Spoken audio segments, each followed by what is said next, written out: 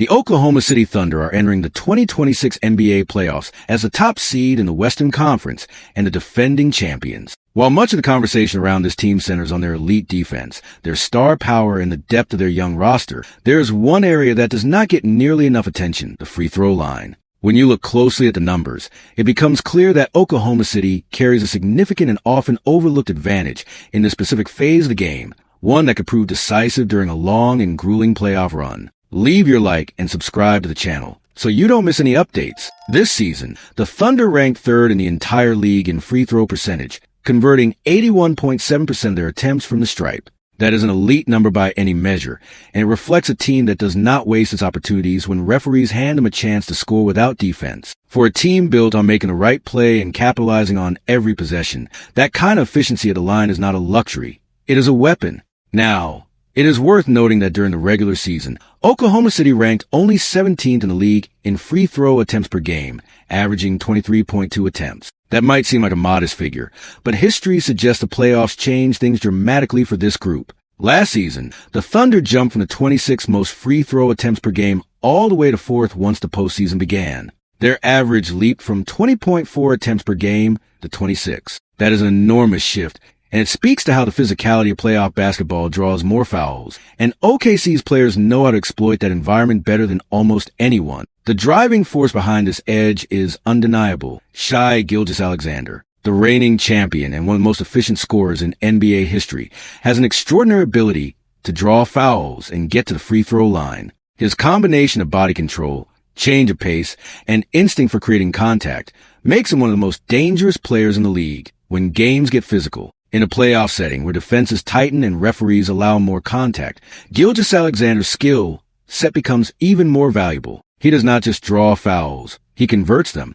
and that changes the dynamic of close games. But OKC's edge at the free throw line is not just about what they do when they get there. It also involves what happens when their opponents step to the line. The Thunder ranked first in the entire league in opponent free throw percentage, with opposing teams shooting a league-worst 74% from the stripe against Oklahoma City this season. In a postseason series, teams that struggle to line against the Thunder give back points on possessions where scoring should be automatic. Oklahoma City's defensive pressure and the weight of facing the best team in the West appears to affect opposing shooters even in moments when the game is paused. Adding to that, opposing teams ranked only 24th in the league in free throw attempts against Oklahoma City during the regular season. The Thunder's disciplined defense does not just prevent easy baskets in the flow of play, it also keeps opponents away from the line entirely. That is a two-front domination. OKC limits foul opportunities to the opposition, then makes them pay when they do get there. Beyond Gilgeous-Alexander, players like Jalen Williams and Chet Holmgren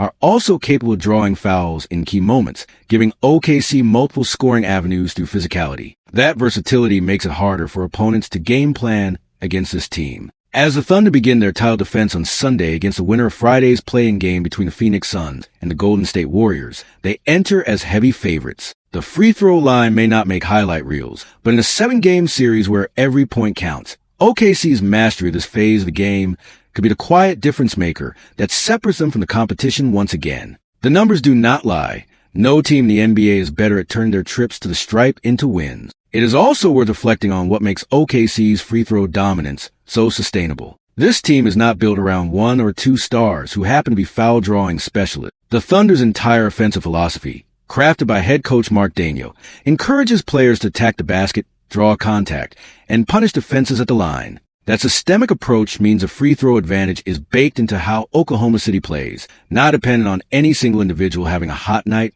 or a favorable referee crew. Looking at the road ahead, OKC could face the Los Angeles Lakers or the Houston Rockets in the second round, with potentially tougher matchups in the conference finals beyond that. As competition stiffens, so does physicality, and that means even more trips to the line for a team that is already elite at converting them. Teams hoping to pull off an upset will need to find a way to contain this edge, and based on everything the 2025-26 season has shown, that is far easier said than done. Oklahoma City's free throw advantage is real. It is measurable and could quietly power another championship run in 2026. The Oklahoma City Thunder's 2026 playoff journey officially begins on Sunday, and the identity of their first-round opponent is almost determined. The defending champions, who finished the regular season as a top seed in the Western Conference, now wait on the outcome of Friday's play-in game between the Golden State Warriors and the Phoenix Suns. One of those two teams will earn the 8th seed and the honor or the burden of facing Oklahoma City in the first round. The Warriors already punched their play-in ticket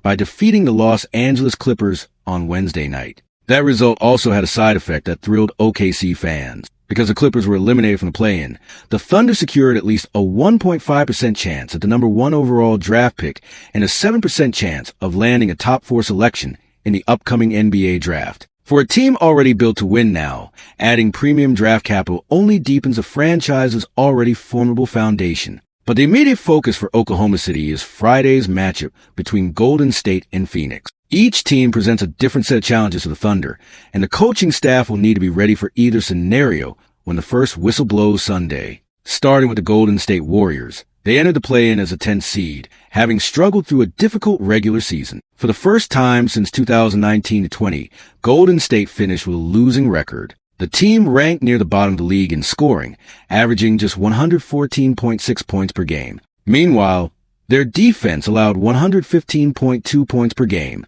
not strong enough to compete with elite offenses. On paper, that combination of offensive limitations and defensive vulnerability would seem to make the Warriors a manageable opponent for a Thunder squad that boasts the league's best defense. However, there is one massive variable that cannot be ignored: Stephen Curry. The future Hall of Famer did not have his finest regular season, playing only 43 games due to various setbacks, but when healthy and locked in, he remains one of the most dangerous players in basketball. He was the central reason Golden State defeated the Clippers in the play-in, taking over at critical moments with the kind of shooting that simply cannot be planned for. Against any opponent, in any series, Curry alone can be the difference. The Thunder's defense is the best in the league, but Curry has beaten better defenses than this before. Turning to the Phoenix Suns, they entered the play-in as a 7th seed, only to lose to the Portland Trail Blazers in their first game, forcing them into a must-win elimination scenario against the Warriors on Friday. Phoenix has been defined this season by its defensive identity rather than its offensive firepower. The Suns ranked in the bottom 5 in scoring, averaging just 112.6 points per game. That is one of the lowest marks in the entire league. But they do compensate somewhat on the defensive end, allowing opponents 111.1 points per game, which is a respectable figure. The problem for Phoenix becomes magnified when you factor in their shooting efficiency. The Suns ranked 3rd worst in the league in field goal percentage, converting just 45.5% of their attempts. That means they not only score infrequently by league standards, they are also missing nearly 55% of the shots they take. Against a Thunder defense that forces opponents into difficult shots, rarely gives up clean looks, and ranks 1st in the league in defensive efficiency, the Suns would be in serious trouble over a 7-game series. Many analysts believe OKC could sweep Phoenix without breaking a sweat. The Warriors, on the other hand, would represent a livelier but still very manageable challenge for OKC, as long as Curry is contained. Regardless of which team comes out of Friday's play-in game, the Thunder are overwhelming favorites heading into the first round. The real test will come later in the bracket, when OKC faces second-round opponents like the Los Angeles Lakers or Houston Rockets. For now, Oklahoma City simply needs to remain sharp, stay healthy, and dispatch their first-round opponent efficiently. The path to back-to-back championships runs through Sunday night at Paycom Center, and the Thunder are ready. It is worth noting that the Thunder's home court advantage could also be a significant factor in this series. Regardless of the opponent, Paycom Center has been one of the most intimidating venues in the NBA during the regular season, and the crowd in Oklahoma City brings an energy that has visibly affected visiting teams. In a first-round series, momentum and environment can shift things quickly, and OKC playing their home games in front of a sold-out crowd of passionate fans will only amplify the Thunder's already substantial roster advantage. Furthermore, the Thunder's depth gives head coach Mark Daniel the flexibility to adjust his rotations based on matchup. Whether facing Phoenix's defensive style or Golden State's offensive unpredictability, OKC has the personnel to adapt. Guard A.J. Mitchell has carved out a meaningful role this season, and veterans throughout the roster understand the pace and physicality that playoff basketball demands. The Thunder are not a one-dimensional team. They win in multiple ways, and that makes them the most dangerous team in the Western Conference entering this postseason. 7 years after one of the most consequential trades in modern NBA history, ESPN analyst Stephen A. Smith is making the argument that Kawhi Leonard, by demanding a trade to the Los Angeles Clippers in 2019, is directly responsible for the Oklahoma City Thunder dynasty that now stands as the dominant force in professional basketball. The context is fresh and painful for Clippers fans. On Wednesday night, Golden State Warriors defeated Los Angeles in the play-in tournament, ending the Clippers season and officially eliminating them from the 2026 playoffs. Meanwhile, the Thunder, the team widely regarded as a chief beneficiary of that infamous 2019 trade, finished the regular season as the top seed in the Western Conference for the second consecutive year and are now preparing to defend their NBA championship.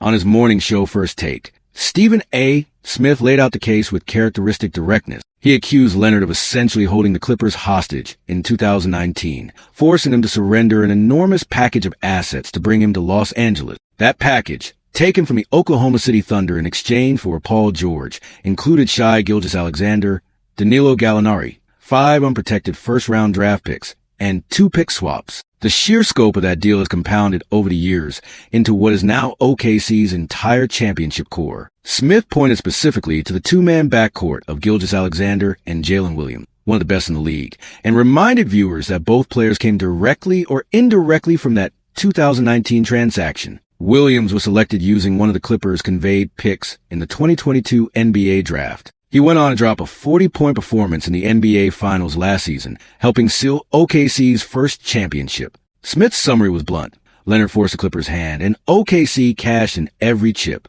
The picks from that deal also produced Cason Wallace, a versatile perimeter defender who had become a key contributor in Oklahoma City's rotation this season. Trey Mann was another pick from the package, though he was later traded to the Charlotte Hornets. Nikola Topic, selected with one of those assets as well, is also part of the Thunder's deep and talented young core. In total, the picks and players that originated from Leonard's trade demand have built virtually every meaningful piece of the current OKC roster. Adding insult to the Clippers' injury, the team's play-in loss to the Warriors on Wednesday gave Oklahoma City yet another draft asset. Because of Los Angeles' elimination, the Thunder earn at least a 1.5% shot at the top overall pick in the upcoming NBA draft, along with a 7% chance of landing a top 4 selection. After years of systematic asset accumulation, OKC continues to grow its already formidable pipeline of future talent, and every new pick traces a line back one way or another to Kawhi Leonard's 2019 decision. Leonard's future with the Clippers is now deeply uncertain. When asked about after Wednesday's loss, he gave a vague response, saying the team would have conversations when the time comes. He still has 1 year remaining on his contract at $50.3 million, with an option for a 2-year extension that could reach $126 million. But his value to Los Angeles has been a complicated question for years, particularly given a league investigation into alleged salary cap circumvention involving a third-party company called Aspiration. What Leonard did accomplish this season, largely without help, was remarkable. He played in 65 games, averaging 27.9 points, 6.4 rebounds, 3.6 assists, and 1.9 steals per game. He virtually carried a Clippers team that started the year at 6 wins and 21 losses and dragged them back to playoff contention. For all the criticism directed at Leonard's tenure in Los Angeles, the individual production has rarely been the issue. The results, by contrast, have been historically disappointing for a franchise that gave up so much to build around him. Stephen A. Smith summed it up with the Clippers having 2 early playoff exits and 3 first-round departures to show for the Leonard era, while OKC rides the assets from that deal straight to another championship run in 2026. The contrast between the two franchises could not be more stark as the 2026 playoffs begin. Oklahoma City has a championship banner, 2 straight conference titles, and a roster so deep with young, cost-control talent that the rest of the league has spent the better part of 3 years trying to figure out how to slow them down. The Clippers, meanwhile, are heading into another offseason filled with difficult questions about direction, identity, and whether the Leonard era has finally run its course. For many in the NBA world, the Thunder's rise is a masterclass in how to rebuild a franchise through patience, smart drafting, and recognizing value before the rest of the league catches on. Sam Presti's front office saw the upside in accepting that trade from Los Angeles in 2019, and they turned those assets into one of the most dominant young rosters in recent NBA history. None of it happens without Leonard's 2019 decision. Stephen A. Smith may have said it most bluntly, but most people watching closely already knew the answer. OKC's dynasty has Kawhi Leonard's fingerprints all over